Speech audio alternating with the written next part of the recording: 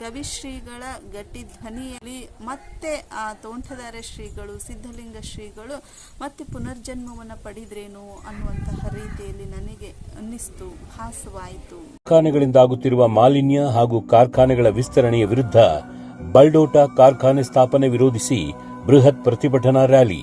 ಕೊಪ್ಪಳ ಬಂದ್ ದಿನಾಂಕ 24/2/2025 ಸೋಮವಾರ ಬೆಳಗ್ಗೆ 9 ಗಂಟೆಗೆ.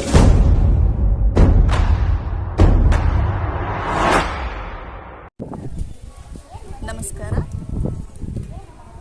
20 ಫೆಬ್ರವರಿ ಕನ್ನಡಪ್ರಭ ಪತ್ರಿಕೆಯಲ್ಲಿ ಕೊಪ್ಪಳ ವಿಭಾಗಕ್ಕೆ ಸಂಬಂಧಪಟ್ಟಂತೆ ಒಂದು ಸುದ್ದಿ ಆಯಿತು. ಅದರಲ್ಲಿ ಗವಿಶ್ರೀಗಳು ಮಾತಾಡಿರ್ತಕ್ಕಂತಹ ಮಾತುಗಳು ಮುಖ್ಯ ನೆಲೆಯಲ್ಲಿ ಕಂಡಿರ್ತಕ್ಕಂಥದ್ದು. ಒಂದು ಏನು ಹೇಳ್ತಾರೆ ಅಂದರೆ, ಕಾರ್ಖಾನೆ ಪ್ರಾರಂಭವಾದರೆ, ಕಾರ್ಖಾನೆ ಸ್ಥಾಪನೆ ಆದಿದ್ದೇ ಆದಲ್ಲಿ ನಾನು ಗವಿಮಠವನ್ನು ತೊರೆಯುತ್ತೇನೆ ಅನ್ನುವಂಥದ್ದು. ಮತ್ತು ಇನ್ನೊಂದು, ಇಲ್ಲಿ ತೊಟ್ಟೆಲಿಗೆ ಹೋಗುವವರ ಸಂಖ್ಯೆಗಿಂತ ಹೆಚ್ಚಾಗಿ ಸ್ಮಶಾನಕ್ಕೆ ಹೋಗುವವರ ಸಂಖ್ಯೆನೇ ಜಾಸ್ತಿ ಆಗುತ್ತೆ ಅನ್ನುವಂತಹ ಮಾತುಗಳು. ಈ ಮಾತುಗಳನ್ನು ಓದಿದಾಗ ಮತ್ತು ಅದರ ವಿಡಿಯೋನು ಕೂಡ ವೈರಲ್ ಆಯಿತು. ಅದನ್ನು ನೋಡಿದಾಗ ನನಗೆ ತಕ್ಷಣಕ್ಕೆ ನೆನಪಿಗೆ ಬಂದಂತಹ ಇನ್ನೊಬ್ಬ ಶ್ರೀಗಳೆಂದರೆ ಗದುಗಿನ ತೋಂಟದಾರ್ಯ ಸಿದ್ಧಲಿಂಗ ಶ್ರೀಗಳು. ಇಂಥದ್ದೇ ಒಂದು ಪ್ರಸಂಗ ಹಿಂದೆಯೂ ಕೂಡ ನಡೆದಿರ್ತಕ್ಕಂಥದ್ದು. ಅದು ಕಪ್ಪತ್ಗುಡ್ಡದ ಹಳ್ಳಿಗುಡಿ ಬಳಿಯ ಒಂದು ಕಾರ್ಖಾನೆ, ಅದು ವಿದೇಶಿಯ ಪೋಕ್ಸೋ ಕಂಪನಿಯ ಅವರು ಒಂದು ಕಾರ್ಖಾನೆ, ಉಕ್ಕಿನ ಕಾರ್ಖಾನೆಯನ್ನು ಪ್ರಾರಂಭಿಸುವ ಪ್ರಸ್ತಾಪವನ್ನು ತಂದಂಥ ಸಂದರ್ಭದಲ್ಲಿ ಗದುಗಿನ ತೋಂಟದಾರ್ಯ ಶ್ರೀಗಳು ತಮ್ಮ ಮುಂಚೂಣಿತ್ವದಲ್ಲಿ ಅದನ್ನು ತಡೆಯುವ ಪ್ರಯತ್ನವನ್ನು ಮಾಡ್ತಾರೆ. ಒಂದು ಹೋರಾಟವನ್ನೇ ಅಲ್ಲಿ ಮಾಡೋದಕ್ಕೆ ಸನ್ನದ್ಧರಾಗ್ತಾರೆ. ಆ ಸಿದ್ಧಲಿಂಗ ಶ್ರೀಗಳನ್ನು ಈ ಸಂದರ್ಭದಲ್ಲಿ ನಾವು ನೆನಪಿಸಿಕೊಳ್ಳಲೇಬೇಕು. 1982ರಲ್ಲಿ 4ನೇ ತಿಂಗಳಲ್ಲಿ ಕೇಂದ್ರ ಸರ್ಕಾರ ಏನು ಮಾಡುತ್ತೆ, ಕೇಂದ್ರ ಕನ್ನಡ ಕ್ರಿಯಾ ಸಮಿತಿ ಗೋಕಾಕ್ ವರದಿಯನ್ನು ತರೋದಕ್ಕೆ ಪ್ರಯತ್ನ ಮಾಡುತ್ತೆ. ಆದರೆ ತೋಂಟದಾರ್ಯ ಶ್ರೀಗಳು ಏನು ಮಾಡ್ತಾರೆ ಅಂದರೆ 15ನೇ ತಾರೀಕು 2ನೇ ತಿಂಗಳು, ಅಂದರೆ 2 ತಿಂಗಳು ಮುಂಚಿತವಾಗಿಯೇ 1982ರಲ್ಲಿ ಕೆಲಸಕ್ಕೆ ಮುಂದಾಗ್ತಾರೆ. ನಂತರ ಇದನ್ನು 1982 ಜೂನ್ 28ರಂದು ಶಿವಾನುಭವದಲ್ಲಿ ಏನು ಮಾಡ್ತಾರೆ, ಗೋಕಾಕ್ ಚಳುವಳಿಯ ವಿಜಯೋತ್ಸವವನ್ನು ಆಚರಿಸ್ತಾರೆ. ಅದರ ಜೊತೆಗೆ ಅಲ್ಲಿ ಏನು ಮಾಡ್ತಾರೆ, ಇನ್ನೂ ಕನ್ನಡಕ್ಕೆ ಶಾಸ್ತ್ರೀಯ ಸ್ಥಾನಮಾನವನ್ನು ತಂದು ಕೊಡೋದಕ್ಕೂ ಕೂಡ ಅವರು ಪ್ರಯತ್ನಿಸ್ತಕ್ಕಂಥದ್ದು. ಮತ್ತು ಈ ಥರದಲ್ಲಿ ಆಮೇಲೆ ಎಷ್ಟೋ ಗದುಗಿನ ಮಠದ ಆಸ್ತಿ ಲೆಕ್ಕಕ್ಕೆ ಸಿಗದೆ ಹೋದಂತಹ ಸಂದರ್ಭದಲ್ಲಿ ಶಿವಾನಂದ ಪಟ್ಟಣ ಶೆಟ್ಟಿ ಅನ್ನುವಂತಹ ದಕ್ಷ ಅಧಿಕಾರಿಯ ನೇತೃತ್ವದಲ್ಲಿ ಏನು ಮಾಡ್ತಾರೆ, ಶ್ರೀಗಳು ಕಾನೂನು ಹೋರಾಟ ಮಾಡುವುದರ ಮೂಲಕ ಆ ಆಸ್ತಿಯನ್ನು ಮತ್ತೆ ಮಠಕ್ಕೆ ತರುವಂತಹ ಒಂದು ಹೋರಾಟವನ್ನು ಕೂಡ ಮಾಡ್ತಾರೆ. ಹಾಗಾಗಿ ಇವೆಲ್ಲವನ್ನು ನೋಡಿದಾಗ ಸಿದ್ಧಲಿಂಗ ಶ್ರೀಗಳಿಗೆ ನಾಡಿನ ಪ್ರಗತಿಪರರು ಮತ್ತು ಹೋರಾಟಗಾರರು ಅಂತಾನೆ ಅವರು ಬಿಂಬಿಸ್ಕೊಂಡಿದ್ರು ಅಂಥದ್ದು, ಇಂಥರದಲ್ಲಿ ಗುರುತಿಸ್ಕೊಂಡಿದ್ರು. ಇಷ್ಟೇ ಅಲ್ಲ, ಇವ್ರೇನು ಮಾಡ್ತಾರೆ, ಕನ್ನಡ ನಾಡು ನುಡಿ ಜಲ ಭಾಷೆ ಅಂತ ಬಂತು ಅಂದರೆ ಯಾವುದಕ್ಕೂ ಹಿಂದೇಟು ಹಾಕ್ತಾ ಇರಲಿಲ್ಲ. ಹೋರಾಟಕ್ಕೂ ಸೈ ಮತ್ತು ಅದನ್ನು ಪ್ರೋತ್ಸಾಹಿಸುವುದಕ್ಕೂ ಸೈ ಅನ್ನುವ ರೀತಿಯಲ್ಲಿ ಅವರು ಇರ್ತಕ್ಕಂಥದ್ದು. ಮತ್ತು 10 ವರ್ಷಗಳ ಕಾಲ ನಿರಂತರವಾಗಿ ಡಂಬಳಕ್ಕೆ ಪಾದಯಾತ್ರೆ ಮಾಡುವುದರ ಮೂಲಕ ಅಲ್ಲಿ ಒಂದು ಕೃಷಿಯನ್ನು ಅಭಿವೃದ್ಧಿ ಮಾಡುವಂತಹ ಕೆಲಸವನ್ನು ಮಾಡಿದರು. ಅದರ ಜೊತೆಗೆ ಕೆಲವೊಂದು ಮೌಢ್ಯತೆಗಳನ್ನು ಕೂಡ ಅಲ್ಲಿ ತಿದ್ದುವಂತಹ ಕೆಲಸವನ್ನು ಮಾಡ್ತಾರೆ, ಅಥವಾ ಅದರ ಬಗ್ಗೆ ಒಂದು ವೈಚಾರಿಕ ಪ್ರಜ್ಞೆ ಮೂಡುವಂತಹ ವಾತಾವರಣವನ್ನು ಉಂಟು ಮಾಡ್ತಾರೆ. ಈಗ ತೇರಿನ ಕಡೆಗೆ ಅನ್ನ ಇಟ್ಟು ತೇರೆಳೆಯುವಂಥದ್ದು, ಅದು ರೈತರು ಕಷ್ಟಪಟ್ಟು ದುಡಿದಂತಹದ್ದು, ಮತ್ತು ತಿನ್ನುವ ಪದಾರ್ಥ ಅದು, ಅದನ್ನು ಈ ರೀತಿ ಇಟ್ಟು ನೆಲಕ್ಕೆ ವ್ಯಯ ಮಾಡಬೇಡ್ರಿ ಅನ್ನುವಂತಹ ವಿರೋಧವನ್ನು ವ್ಯಕ್ತಪಡಿಸ್ತಾರೆ. ಅದರ ಜೊತೆಗೆ ವ್ಯಕ್ತಿಯನ್ನು ಹೋರುವಂತಹ ಅಡ್ಡಪಲ್ಲಕ್ಕಿ ಉತ್ಸವವನ್ನು ಕೂಡ ಅವರು ವಿರೋಧ ಮಾಡ್ತಾರೆ. ಹೀಗೆ ಸಾಕಷ್ಟು ಹೇಳ್ತಾ ಹೋದೆ ಅಂದರೆ ಈ ಸಿದ್ಧಲಿಂಗ ಶ್ರೀಗಳ ಬಗ್ಗೆ ಸಾಕಷ್ಟು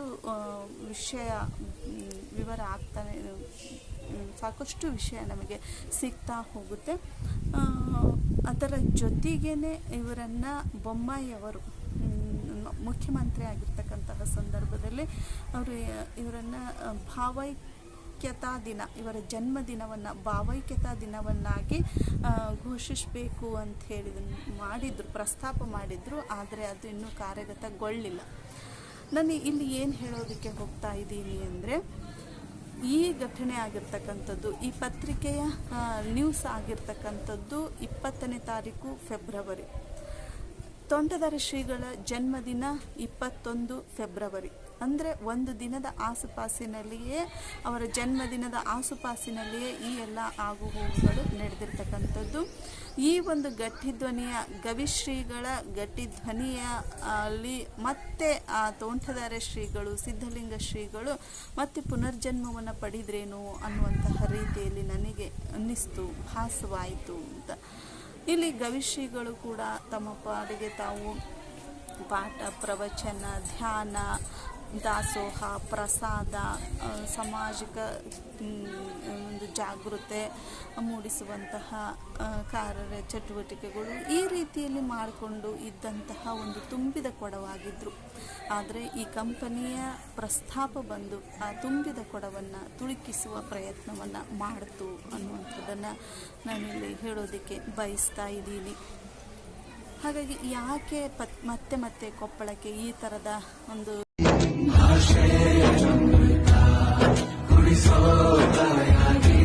ಭವಿಷ್ಯ ಬರೆವಂತ ತಂದೇನೋ ಆಗಿ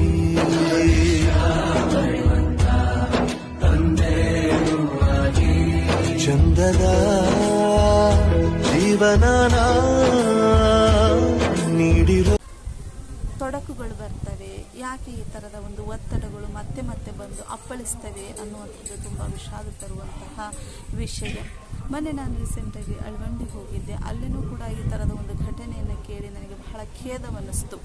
ಅಲ್ಲಿ ನಮ್ಮ ಅಕ್ಕರ ಹೊಲ ಏನು ಮಾಡಿದ್ದಾರೆ ಅಂದರೆ ಈ ಸೋಲಾರ್ ಪ್ಲ್ಯಾಂಟ್ನವ್ರು ಏನು ಮಾಡಿದರೆ ಅಲ್ಲಿಯ ಹೊಲಗಳನ್ನು ನಾವು ಸುಮಾರು 40 ವರ್ಷಕ್ಕೆ ಬರೆಸಿಕೊಂಡು ಅಲ್ಲಿಗೆ ವರ್ಷಕ್ಕಿಷ್ಟು ಅಂಥೇಳಿ ಕರಾರು ಮಾಡಿಕೊಳ್ಳುವಂತಹ ಒಂದು ಘಟನೆ ನಡೀತಾ ಇದೆ. ಅದರಲ್ಲಿ ನಮ್ಮ ಅಕ್ಕರ ಹೊಲನೂ ಕೂಡ ಒಂದು. ಅವ್ರಿಗೆ ಆ ಹೊಲವನ್ನು ಬಿಟ್ಟುಕೊಡೋದಕ್ಕೆ ಮನಸ್ಸಿಲ್ಲ. ಆದರೆ ಸುತ್ತಮುತ್ತ ಇರತಕ್ಕಂತಹ ಅಕ್ಕಪಕ್ಕದ ಹೊಲಗಳ ಮಾಲೀಕರ ಒತ್ತಡ, ನೀವೊಬ್ಬರೇ ಅಲ್ಲೇನು ಬಿತ್ತೋದಕ್ಕಾಗುತ್ತಾ, ಇದನ್ನು ಮಾಡೋಕ್ಕಾಗುತ್ತಾ, ಯಾಕೆ ಸುಮ್ಮನೆ ಕೊಟ್ಟು ಬಿಡ್ರಿ, ಸುಮ್ಮನೆ ವರ್ಷಕ್ಕಿಷ್ಟು ಅಂತೇಳಿ ತಗೊಂಡು ಆರಾಮಾಗಿರ್ರಿ ಅನ್ನುವಂತಹ ಒತ್ತಡಗಳು. ಇವ್ರದ್ದೇನೆಂದರೆ ವರ್ಷಕ್ಕೆ ಗೋಧಿನ ಕರೆ ಕಡಲಿ ಮತ್ತು ಜೋಳವನ್ನು ಬೆಳೀತಿದ್ವಿ, ನಮ್ಮದು ಅನ್ನುವಂತಹ ಖುಷಿ ಇರ್ತಾ ಇತ್ತು. ಆಮೇಲೆ ಮಕ್ಕಳು ಬಂದಂಥ ಮನೆಗೆ ಹೆಣ್ಮಕ್ಳು ಬಂದಂಥ ಸಂದರ್ಭದಲ್ಲಿ, ಸೊಸೆಯಂದರು ಜಾಬಿಗೆ ಹೋಗಿರ್ತಕ್ಕಂಥ ಸೊಸೆಯಂದರು ಬಂದಂಥ ಸಂದರ್ಭದಲ್ಲಿ ಅವ್ರಿಗೆಲ್ಲ ಖುಷಿಯಿಂದ ಕಟ್ಟಿ ಬ್ಯಾಗ್ ತುಂಬಿ ಕಳಿಸ್ತಾ ಇದ್ವಿ. ಆದರೆ ಈಗ ಅದು ಇರಲ್ಲಲ್ಲ, ದುಡ್ಡು ಇರ್ತೈತಿ, ಆದರೆ ಆ ಬ್ಯಾಗ್ಗಳನ್ನು ಖಾಲಿ ಕಳಿಸ್ಬೇಕಲ್ಲ ಅನ್ನುವಂತಹ ಕಣ್ಣೀರಿನಿಂದ ಖೇದವನ್ನು ವ್ಯಕ್ತಪಡಿಸಿದರು. ಯಾಕೆ ಈ ಥರ ಮತ್ತೆ ಮತ್ತೆ ಆ ಥರ ಒತ್ತಡಗಳು ನಮಗೆ ಬಂದು ಅಪ್ಪಳಿಸ್ತವೆ ಅನ್ನುವಂಥದ್ದು ತುಂಬ ದುಃಖ ತರುವಂತಹ, ವ್ಯಥೆ ತರುವಂತಹ ವಿಷಯ. ಮತ್ತೊಂದು ಸಾರಿ ಇದು ಬಂದಿರತಕ್ಕಂಥದ್ದು ಕೊಪ್ಪಳಕ್ಕೆ ಒಂದು ಸಂದಿಗ್ಧ ಪರಿಸ್ಥಿತಿ ಬಂದಿರತಕ್ಕಂಥದ್ದು. ಹಾಗೆ 24ನೇ ತಾರೀಕು ಗವಿಶ್ರೀ ಅಜ್ಜರ ಒಂದು ಮುಖಂಡತ್ವದಲ್ಲಿಯೋ ಅಥವಾ ಒಂದು ಮುಂದಾಳತ್ವದಲ್ಲಿ, ಮುಖಂಡತ್ವ ಅನ್ನೋದಕ್ಕಿಂತ ಒಂದು ಮುಂದಾಳತ್ವದಲ್ಲಿ ಎಲ್ಲರೂ ಒಗ್ಗಟ್ಟಾಗಿ ಅಥವಾ ಎಲ್ಲರ ಒಂದು ಸಾಮೀಪ್ಯದಲ್ಲಿ ಕೊಪ್ಪಳ ಬಂದನ್ನು ಕರೆ ಕೊಡ. ನನಗೆ ಪರಿಸರದ ಬಗ್ಗೆ ಐ ವಿಲ್ ನೆವರ್ ಕಾಂಪ್ರಮೈಸ್. ಅದ್ರ ಬಗ್ಗೆ ಏನು ಪ್ರಶ್ನೆನೇ ಇಲ್ಲ. ನಾನು ಅದ್ರ ಬಗ್ಗೆ ನಿಸ್ಸಂಕೋಚವಾಗಿ ಸಂಪೂರ್ಣ ಫಸ್ಟ್ ವಿರೋಧಿಸ್ತೇನೆ.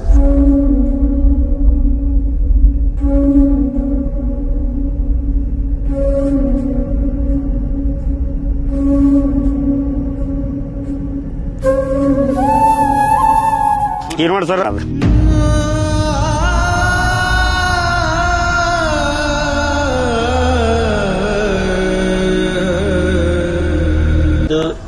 ಯಾರು ಫೋನ್ ಮಾಡ್ಬೇಕು ಏನಿಲ್ಲ. ನೀವು ಜಾತ್ರೆಗೆ ಹೆಂಗ್ ಬರ್ತೀರಿ ಹಂಗ್ ಬರೀ. ಬನ್ನಿ, ಉಸಿರುಗಟ್ಟುವ ಮುನ್ನ ಧ್ವನಿ ಎತ್ತೋಣ. ಕಾರ್ಖಾನೆಗಳನ್ನು ತೊಲಗಿಸಿ ಕೊಪ್ಪಳ ಉಳಿಸೋಣ. ಕೊಪ್ಪಳ ತಾಲೂಕು ಪರಿಸರ ಹಿತರಕ್ಷಣಾ ವೇದಿಕೆ ಆಗಿದೆ.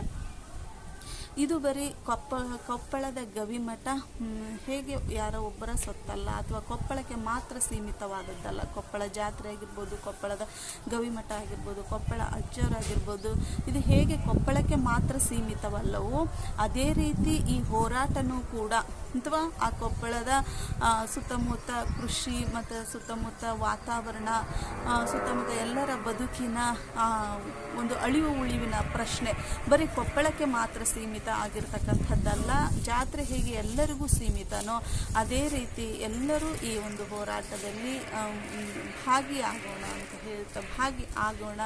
ಅದಕ್ಕೆ ಒಂದು ಕೈ ಜೋಡಿಸುವಂತಹ, ಒಂದು ಗಟ್ಟಿ ಧ್ವನಿ ಆಗುವಂತಹ, ಒಂದು ಗಟ್ಟಿ ಹೋರಾಟ ಆಗುವಂತಹ ಪ್ರಯತ್ನ ಆಗಲಿ ಅಂತ ತಿಳಿಸ್ತಾ ನಾಳೆ 24ರಂದು ನಡೆಯುವಂತಹ ಕೊಪ್ಪಳದ ಬಂದು ಯಶಸ್ವಿಯಾಗಿ ಆಗಲಿ, ಅದಕ್ಕೆ ಎಲ್ಲರ ಒಂದು ಬೆಂಬಲ ಸಿಗಲಿ ಅಂತ ಹಾರೈಸ್ತಾ ನಾನು ಈ ವಿಡಿಯೋನ ಮಾಡ್ತಾ ಇದ್ದೀನಿ.